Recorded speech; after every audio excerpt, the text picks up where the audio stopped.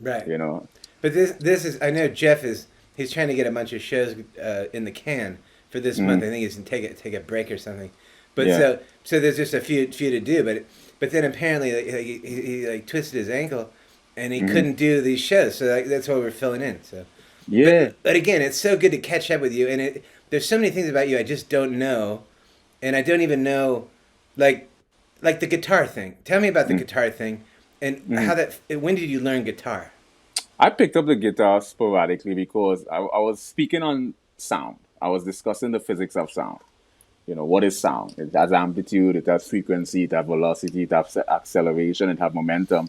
But I felt cheap because I couldn't understand. Hey, I'm speaking on the physics of sound, but you have no idea how what is music, how music works. So I picked up an instrument to just get a fundamental understanding of music. Let me learn some basics and what Opinion. it Proposition as a verb is a proposition. Expanding bubble.